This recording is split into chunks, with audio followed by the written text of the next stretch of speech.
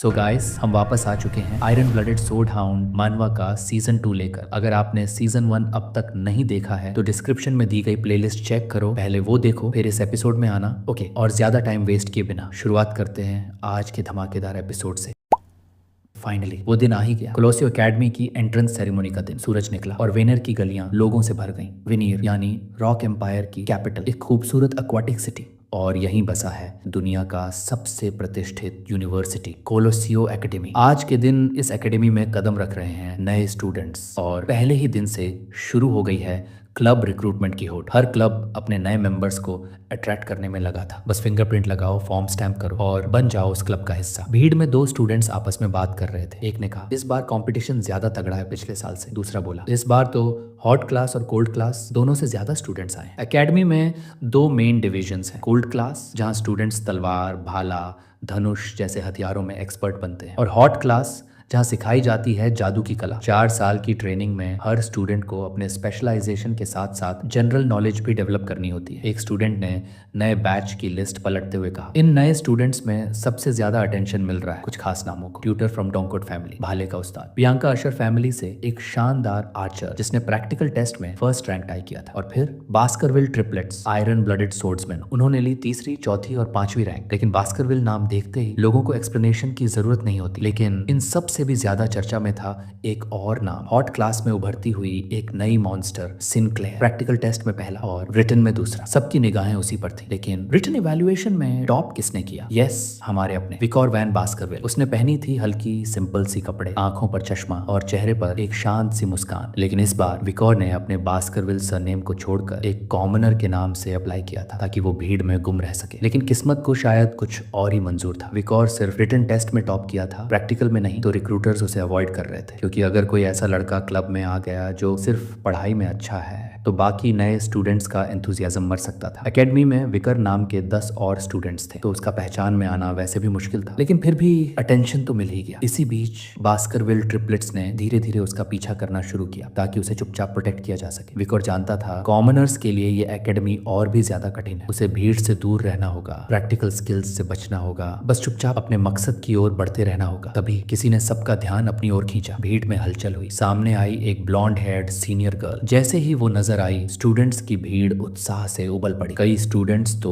सिर्फ उसे देखने के लिए एकेडमी में आए थे। उसके चेहरे पर था एक होली पायस लुक, एक अनकही शांति, एक सुंदर नर्वस सी मुस्कान। वो हाथ जोड़कर सबको ग्रीट करने लगी। काम डाउन एवरीवन, प्लीज आराम से। वो लड़की जो सबका ध्यान खींच रही थी वो थी एकेडमी की प्रेसिडेंट और न्यूज़पेपर क्लब की वाइस प्रेसिडेंट, डोलोरेस रन क्वार्टिस। सबको लग रहा था कि इतने लोग न्यूज़पेपर क्लब में क्यों जुड़ना चाहते हैं, पर असल वजह क्लब नहीं, डोलोरेस ही थी। विकोर जो उसके ठीक पीछे खड़ा था, उसने फौरन तय कर लिया, इस लड़की से जितना दूर रह सकूं उतना बेहतर होगा। लेकिन तभी डोलोरेस पीछे मुड़ी और उसकी नजर सीधे विकोर पर जा टिकी। कुछ घंटों बाद अंधेरा छा चुका था। स्टूडेंट्स अब धीरे धीरे अपने डॉर्मेटरीज की तरफ जा रहे थे। विकोर को भी अपना कमरा ढूंढते ढूंढते आखिरकार दरवाजा मिल गया। लेकिन जैसे ही वो अंदर जाने वाला था, एक लड़का उसके पास आया। तू भी यही है? मतलब हम रूममेट्स हैं? विकोर थोड़ा हैरान हुआ। उसने पलट कर देखा, ब्राउन हेयर वाला लड़का मुस्कुराता हुआ सामने खड़ा था। हाय, मेरा नाम पिगी है। विकोर ने भी थोड़ी झिझक के साथ अपना नाम बताया। पिगी थोड़ा पास आया, मुस्कुराया और कहा, चलो अच्छा हुआ, हम अच्छे से साथ रहेंगे। विकोर उसे पहचान चुका था। रिग्रेशन से पहले भी पिगी वही लड़का था जो ट्रिपलेट्स की मदद करते वक्त विकोर की सहायता करता था। पिगी जो हमेशा एक बैग में ब्रेड लेकर चलता था, और पहली बार उसी ने विकोर की तरफ दोस्ती का हाथ बढ़ाया था। लेकिन उस समय उसका रूममेट एक क्रूर लड़का था और वहीं से उसकी बर्बादी शुरू हुई थी। पिगी बाद में मारा गया था। विकोर उम्मीद करता था इस बार ऐसा कुछ ना हो। विकोर ने अपना बैकपैक जमीन पर फेंका और कमरे में दाखिल हुआ। बेड्स 2 लेवल्स में थे, तो पिगी ने पूछा, तू कौन सा बेड लेना चाहेगा? जो पसंद आए ले ले। पिगी फिर हंसते हुए बोला, आज रात न्यू स्टूडेंट्स की वेलकम पार्टी है, तू चलेगा? विकोर ने कुछ नहीं कहा। पिगी को तुरंत एहसास हो गया कि शायद ये सवाल बेवकूफी भरा था। पार्टी जरूरी नहीं थी, लेकिन कौन सा नया स्टूडेंट जाना नहीं चाहता? पिगी ने कहा, अगर तू क्लासमेट्स और सीनियर्स से घुला नहीं तो अगले 4 साल तेरे लिए मुश्किल हो सकते हैं। विकोर ने साफ मना कर दिया। पिगी चौंक गया। सीरियसली तू नहीं जाएगा? विकोर ने उसकी उलझन को देखकर फिर से कहा, मैं पार्टी में नहीं जा रहा। पिगी घबरा गया। लेकिन अगर तू नहीं गया तो सीनियर्स नाराज हो जाएंगे, क्लासमेट्स भी तुझे अलग समझेंगे। फिर पिगी ने तो जैसे पूरा डेटाबेस खोल दिया। XYZ जाएगा, वो भी जा रहा है। उसने भी नाम दिया है पिगी। हमेशा से एक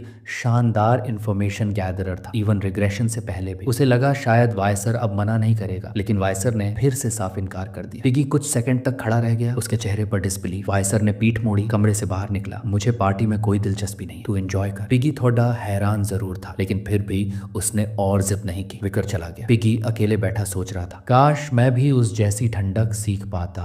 रात गहरा गई, आसमान में काले बादल छा गए, चांद की रोशनी भी अब धुंधली थी। विकर ने अपना मास्क पहना और नाइट हाउंड का रूप धारण किया। अब वो एक छत की मुंडेर पर खड़ा चांद को चुपचाप निहार रहा था। वहीं दूसरी तरफ शहर के एक वीरान वेयरहाउस में कुछ आदमी जमा थे। उन्होंने एक लोहे की ड्रम में आग जला रखी थी। उनकी बातों से लग रहा था जैसे उन्होंने बच्चों की चीखों से राहत पाई हो। मोहॉक वाला आदमी बोला, वेयरहाउस में पिछले कुछ दिनों से बच्चे ही बच्चे थे। ब्राउन हेयर वाला आदमी बोला, अब वो सब बच्चे गए कहाँ? तभी एक गंजा आदमी बोला, एक कार्ट आई थी, सब कुछ उठा ले गई, शायद क्वार्टिस के चलाए जा रहे डे केयर में भेजे गए हैं। मोहॉक आदमी ने गुस्से से आर्थर की ओर देखा, अगर बेकार की बात पूछी तो तेरा भी वही हश्र होगा। आधी रात का सन्नाटा था, लेकिन उसी सन्नाटे में एक खामोश कदमों की गूंज वेयरहाउस की जमीन पर पड़ चुकी थी। वो तीनों आदमी जो अभी तक आग के पास बैठे बच्चों की गुमशुदगी पर बात कर रहे थे, अचानक चौंक उठे, क्योंकि सामने से एक आदमी उनकी तरफ बढ़ रहा था। उसकी पीठ पर बंधी थी एक भारी तलवार और उसके लहजे में था एक कड़वा डर। अगर अपनी गरीब सी जान की कीमत लगानी है तो बकवास बंद करो और पहरा दो। ये था रॉन बेसन, पूरा शरीर मांस से भरा मगर जहन एक कसाई का। रॉन ने घूरते हुए कहा, तुम लोग बिना माना के लो लेवल मर्सनरीज प्रोटेस्ट कर रहे हो? हद है। तीनों डर के मारे कांपने लगे। रॉन ने आगे बढ़ते हुए होंठ छाटे, उसे कोई मजबूत शिकार चाहिए था। उसी पल किसी ने धीरे से पूछा, क्या तुम रॉन बिसन हो? रॉन ठहर गया, उसकी नजर घूमी। किसी आम आदमी ने उसका नाम लिया, एक लो लेवल कीड़े ने मेरा नाम लिया। रॉन गुस्से में तलवार खींचने ही वाला था, मगर तभी उसकी नजर गई उन तीनों लोगों पर जो अभी कुछ सेकंड पहले जिंदा थे, अब जमीन पर पड़े थे, बिल्कुल निढाल, बिल्कुल बेजान। उसकी रूह कांप गई। ये क्या? तभी किसी ने फिर आवाज दी, रॉन बाइसन। रॉन की आंखें चौंधियाने लगी, क्योंकि वो आवाज उसे 4 साल पीछे खींच ले गई। वो दिन जब उसने एक डीमन के साथ कॉन्ट्रैक्ट किया था और अपने पड़ोसियों की पूरी फैमिली को मार दिया था। रॉन का चेहरा डर से सख्त हो गया। उसने दोनों तलवारें निकाल ली और हमला करने की मुद्रा में आ गया। लेकिन तभी विकोर मास्क पहने छाया की तरह उसकी पीठ के पीछे प्रकट हो गया, ठीक वैसे ही जैसे उस दिन प्लेटून तबाह हो गया था। रॉन ने गुस्से में पलटकर फुल फोर्स में तलवार चलाई, लेकिन विकोर वो हवा बन चुका था। तलवार फिजा में घूमी और विकोर की कैप उड़ती हुई ऊपर गई। रॉन की आंखें फटी की फटी रह गई। ये कहाँ गया? अगले ही पल बेल्ज़ेबब की तलवार ने हवा चीर दी और रॉन की दोनों बाहें उसके शरीर से अलग हो गई। रॉन जमीन पर गिर पड़ा, चीखता रहा, मैंने कुछ नहीं किया, एलाइड फोर्सेस के बारे में कुछ नहीं पता, मुझे मत मारो। विकोर ने उसकी तरफ देखा, उसकी आंखें अब ठंडी नहीं थी, वो जल रही थी। तू सही कह रहा है, ये अभी हुआ ही नहीं। विकोर ने उसका सिर पकड़ा और धीमी आवाज में कहा, मुझे पता है, तूने डीमन से कॉन्ट्रैक्ट किया था। रॉन की रूह कांप गई, उसके मुंह से कुछ निकल नहीं पा रहा था। उसके गाल फूलने लगे, चेहरा सूजने लगा और एक भयानक धमाके के साथ रॉन का सिर फट गया। विकोर पीछे हटा और जैकेट में हाथ डालकर एक पुरानी सी डायरी निकाली। उसने अपनी उंगली को रॉन के खून में डुबोया और एक नाम काट दिया, रॉन बाइसन, तीसरा नाम। ये डायरी रिग्रेशन से पहले की यादों से बनी थी। सिनहेंडी के रिसर्च में इसे कहा गया था ब्लैकलिस्ट, उन गद्दारों की जो डीमंस के लिए इंसानियत को बेच चुके थे। वाइकोर ने डायरी बंद की और जैकेट में रख ली, लेकिन एक बात खटक रही थी हर बार, इससे पहले कि वो उन गद्दारों को मार पाए उनके सिर फट जा रहे थे। मतलब कोई और था जो इन पर नजर रख रहा था, कोई डीमन जो राजधानी के अंदर छुपा था और शायद उन 10 एलिट बॉडीज में से एक था। थोड़ी ही दूर एक छाया ने धीरे धीरे दोनों हाथों से अपना मास्क उतारना शुरू किया। उसका चेहरा गीला था और उसके चारों ओर फैली थी एक अजीब घिनौनी एनर्जी। अंधेरे में ढपी उस रात दूर किसी टावर की घंटी अचानक गूंज उठी। उसी आवाज के कुछ ही दूरी पर थी एक बड़ी सी मैंशन और वहां जैसे मौत ने खुद दस्तक दी थी। विकर अपनी बेल्ज़ेबब सोर्ड के साथ उस मैंशन के अंदर घुसा और वहां मौजूद हर एक आदमी को काट डाला। हर कोना लाशों से भर चुका था। छत की बालकनी पर खड़ा विकर चुपचाप आसमान की तरफ देख रहा था। चांद की ठंडी रोशनी उसकी आंखों में पड़ रही थी और उसकी हथेली से निकल रही थी डिमोनिक एनर्जी। उसने ठंडी आवाज में कहा, आज का 29वां खत्म। हर कोई या तो मर चुका था या उनके सिर फट चुके थे। और ये सुनते ही वाइकर को समझ आ गया था, ये शायद डीमन के कॉन्ट्रैक्ट की शर्त थी। वाइकर ने फिर अपनी ब्लैक लिस्ट डायरी निकाली और उन नामों पर लकीर खींच दी जिन्हें वो अभी मार चुका था। लेकिन आज भी उसे 10 सुपीरियर कॉप्स डीमंस के बारे में कोई जानकारी नहीं मिल पाई। वो जानता था ये लड़ाई आसान नहीं होने वाली, मगर वो ये नहीं सोच पाया था कि पहले ही दिन इतनी लाशें मिल जाएंगी। अभी के लिए वो वापस एकेडमी लौटने का फैसला करता है। छतों से छलांग लगाता हुआ वह शहर के अंधेरों में खो गया। एक के बाद एक छतें पार करता हुआ आखिरकार वह एकेडमी तक पहुंच गया, बिल्कुल बिना आवाज किए। पेड़ की एक टहनी पर उतरकर वो रुका और एकेडमी की एक खिड़की को घूरते हुए खामोश खड़ा रहा। अंदर चल रही थी एक रंगीन पार्टी, नए स्टूडेंट्स का स्वागत समारोह। विकोर ने अपनी सांस ली और फिर टहनी से नीचे छलांग लगाई, कपड़े बदले, चश्मा पहना और जमीन पर उतरते हुए अपने कपड़ों से धूल झाड़ी। अगर अंदर कुछ गड़बड़ हो तो कम से कम उसे वहां होना चाहिए। अंदर पार्टी अपने पूरे शबाब पर थी। बफे सजा हुआ था, लोग वाइन और बियर में डूबे हुए थे और हर तरफ हंसी मजाक का माहौल था। ट्रिपलेट्स तीनों भाई बियर का जग उठाए जैसे पहली बार पी रहे हो। कुछ देर बाद एकेडमी की प्रेसिडेंट डॉलर वहां पहुंची और स्टूडेंट्स की भीड़ में शोर मच गया। कुछ लोग ब्यूटीफुल लड़कियों से बातें कर रहे थे तो कुछ लड़के खुद ही वॉलंटियर बनकर वाइन सर्व कर रहे थे। इसी भीड़ के बीच विकोर भी हॉल में दाखिल हुआ। उसकी नजर सीधी गई एक लड़के पर, सुनहरे बाल, चमकती आंखें, जो लड़कियों से बातें कर रहा था, और दूसरी तरफ एक लड़की जो वाइन सर्व कर रही थी। विकोर ठहर गया। वो दोनों एक ही साल में, एरा ऑफ डिस्ट्रक्शन में, ये दोनों इंसानियत को बचाने वालों में सबसे आगे थे। वो लड़का एक जीनियस, डॉन कोटे की 7th जनरेशन से, स्पीयर ऑफ द सन कहा जाता था, टूडोर, ला मांचा, डॉन किहोट, और वो लड़की अशर फैमिली की 7th जनरेशन से, जिसने न जाने कितने डीमंस को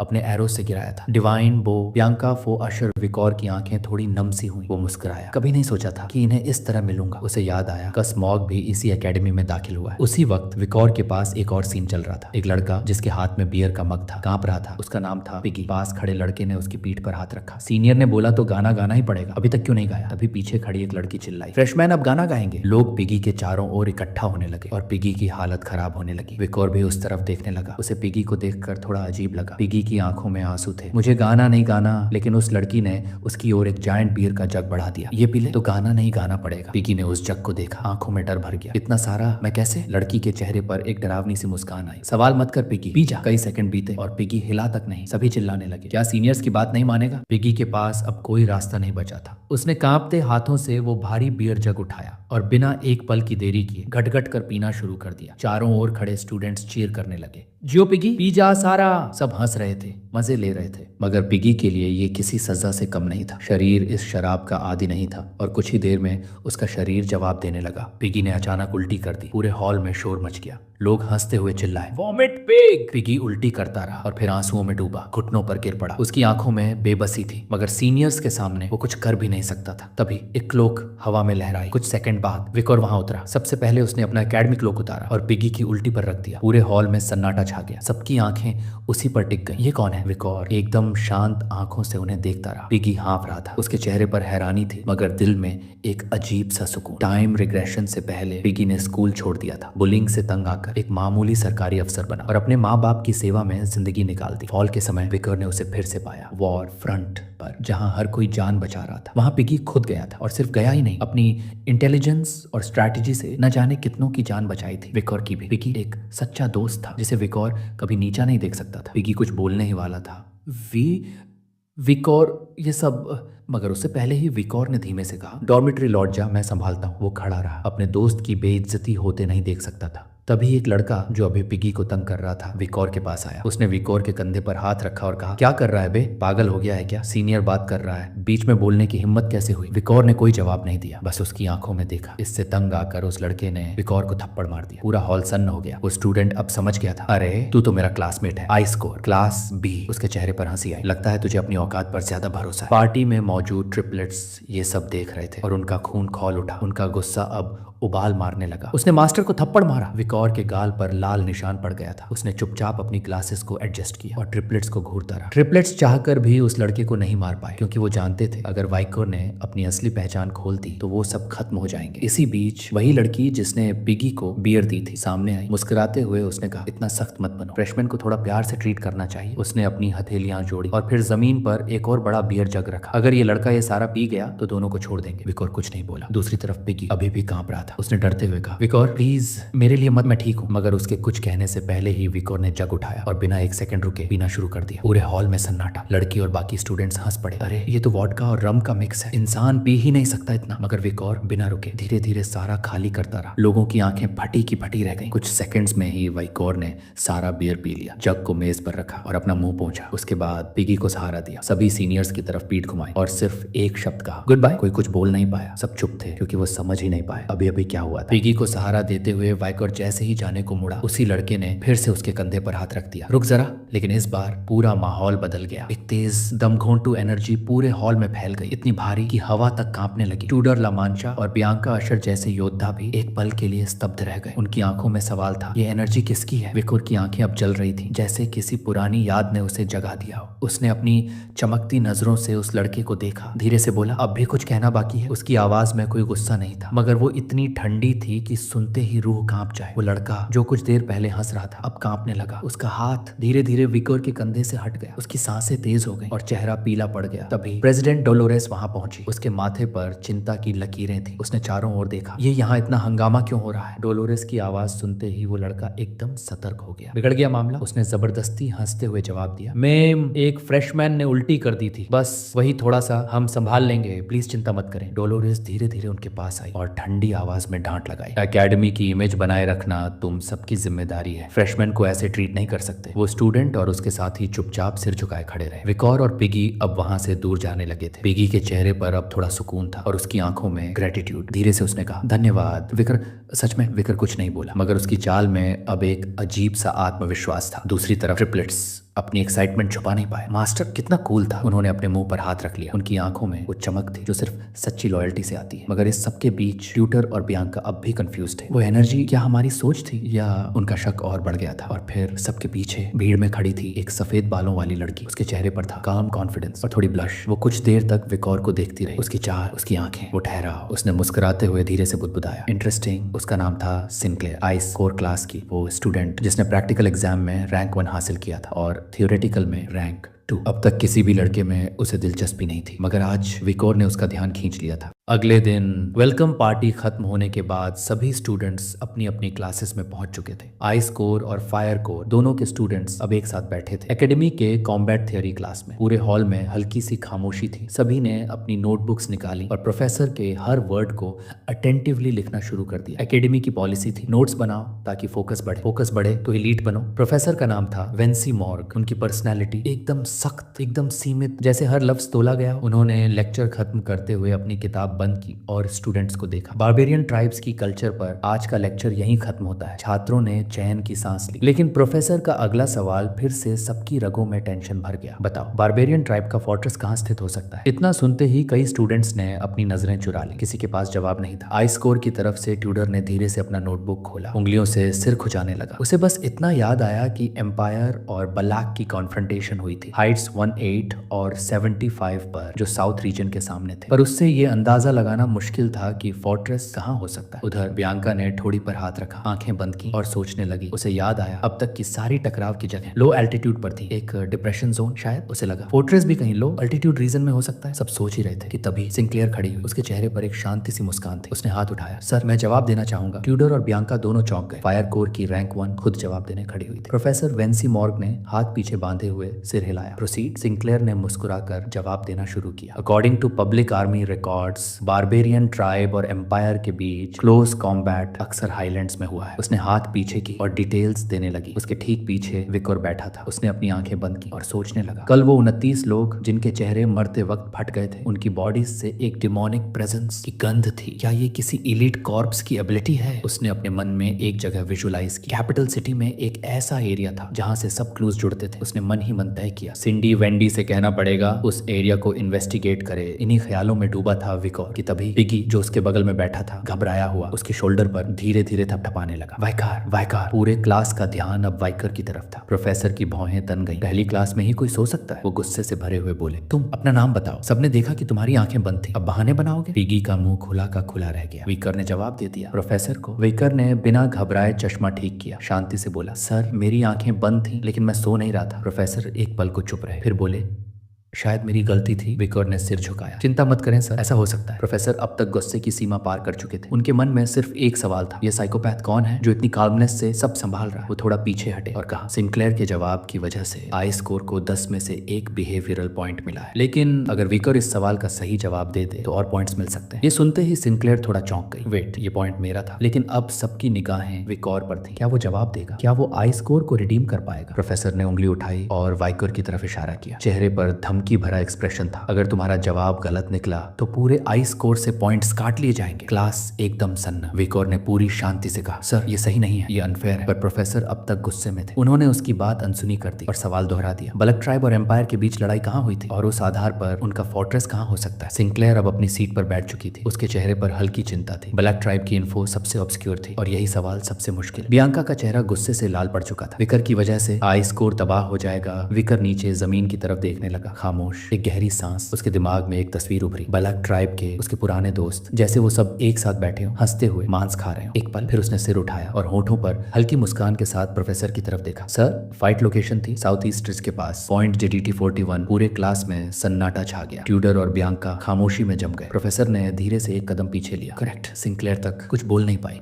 वाइकोर ने काल्म एक्सप्रेशन में आगे कहा, ओमन इंसिडेंट के बाद बालक ने अपना फोर्ट्रेस रिलोकेट कर लिया था, तो फिलहाल उसका ट्रेस किसी को नहीं मिलेगा। पिगी की हालत देख के लग रहा था जैसे वो अभी पसीने में डूब जाएगा। ये जवाब कैसे पता था इसे? ये तो टॉप लेवल थीसिस जैसी बात है। प्रोफेसर ने ठोड़ी पर हाथ रखा, चश्मे के पीछे से वाइकोर को गौर से देखा। एक पल के लिए उनकी आंखों में एक रिकॉग्निशन की चमक आई। वेट, उसका नाम वाइकोर था, फर्स्ट रैंकर थियोरेटिकल एग्जाम का। उनकी आंखें चौड़ी हो गई, उनके माथे पर भी पसीना आ गया। तो ये वही है। प्रोफेसर ने एक सांस ली और कहा, वाइकोर के सही जवाब से उसे 10 पॉइंट्स मिलते हैं, बाकी आई स्कोर को 1 पॉइंट। ट्यूडर और बियांका ने चुपचाप उसकी ओर देखा। प्रोफेसर ने फिर से हाथ पीछे बांधे और गंभीर स्वर में कहा, थियोरेटिकल में फर्स्ट आने का मतलब ये नहीं कि तुम डिसिप्लिन तोड़ सकते हो, इसलिए तुम्हारे 10 पॉइंट्स डिडक्ट किए जाते हैं आंखें बंद करने की वजह से। विकोर ने सिर हिलाया। अंडरस्टूड सर, मैं अगली बार से ध्यान रखूंगा। सिंक्लेयर अब उसे घूर रही थी। फर्स्ट रैंकर विकोर नाम तो बहुत कॉमन है, मुझे लगा ये कोई और होगा। क्लास की खिड़की से धूप अंदर आ रही थी। विकोर खड़ा हुआ बिना कुछ कहे। ट्यूडर जो बेंच पर अपना सिर हाथ से टिकाकर बैठा था उसे घूरने लगा। ये वही है, थियोरेटिकल रैंक 1। फिर उसने मुंह बनाया, पर इसकी वजह से आई स्कोर को ऑलमोस्ट 0 पे ले आया। नर्ड्स जैसे लोग देख के मारने का मन करता है, लेकिन फिर उसके चेहरे पर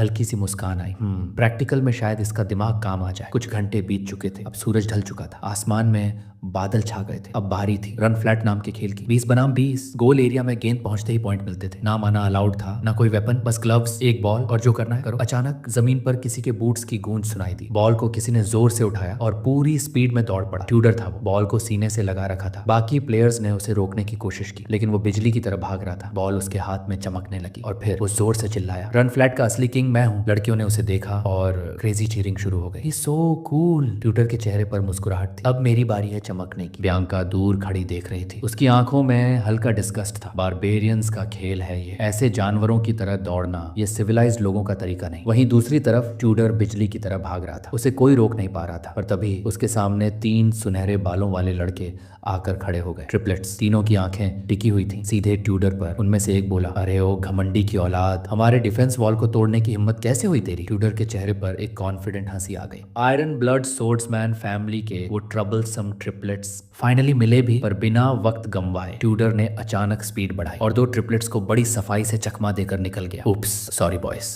मुझे किसी मॉन्स्टर से भिड़ने का प्लान नहीं था आज। ट्रिपलेट्स गुस्से में आ गए। तू हमें लाइटली ले रहा है? उसी वक्त जो तीसरा ट्रिपलेट गायब था वो सामने आ गया, आंखों में एक अटूट डिटर्मिनेशन। ट्यूडर ने अपने हाथ को पीछे खींचा। उसकी हथेली में एक ऊर्जा चमकने लगी और फिर उसने पूरी ताकत से तीसरे ट्रिपलेट के सीने पर घूंसा मारा। ट्रिपलेट हवा में उड़ गया और जमीन पर गिरा। ट्यूडर ने अब एक हाथ सामने फैला रखा था, चेहरे पर और भी गहरी मुस्कान। अगर लड़ना पड़े तो मैं हारने वाला नहीं। वो दोबारा दौड़ने लगा, इस बार दुश्मन के गोल एरिया की तरफ। वो बिना माना या वेपन्स के भी एक मॉन्स्टर था। डॉन कोट रन फ्लैट का सबसे बड़ा प्रोडिजी। थ्योरी याद रखकर क्या होगा, सच्चा वॉरियर तो ताकत से जीतता है। वो सोचते हुए आगे बढ़ता रहा, पर तभी उसकी नजर पड़ी। एनिमी बेस के सामने विकोर खड़ा था। वो वही विकोर था, सुबह वाले इंसिडेंट वाला। ट्यूडर की हंसी थोड़ी और गहरी हो गई। परफेक्ट, अब इस नर्ड को सिखाऊंगा कि सिर्फ पढ़ने से कुछ नहीं होता। उधर वाइकोर ने दांत भींच लिए। उसने ट्रिपलेट्स को मना किया था, ट्यूडर को मेरी तरफ मत भेजना, और अब वो वहीं खड़ा था। ट्यूडर ने रफ्तार और बढ़ा दी। थोड़ा शोल्डर चेक दूंगा ताकि इसे ट्रेनिंग की इंपॉर्टेंस समझ आए। पर जैसे ही वो वाइकोर से टकराया, ट्यूडर खुद हवा में उड़ गया। विकोर वहीं खड़ा रहा, बिल्कुल भी नहीं हिला। इम्पैक्ट इतना जबरदस्त था कि ट्यूडर बेहोश हो गया। पूरा ग्राउंड स्टन्ड। सिंक्लेयर और बियांका की आंखें फटी की फटी रह गईं। कुछ पल बाद ट्यूडर का शरीर विकोर के पीछे जा गिरा। विकोर पीछे मुड़ा, थोड़ा हैरान, थोड़ा खामोश। मैं तो डॉज करने वाला था, फिर ये खुद ही क्यों आ गया? विकोर ने आंखें खोली। उसे लगा अब सब उसे लूजर समझेंगे, तो उसने झूठ मूठ दर्द में कराना शुरू किया। कुछ तो हुआ है, मैं नहीं उठ पा रहा।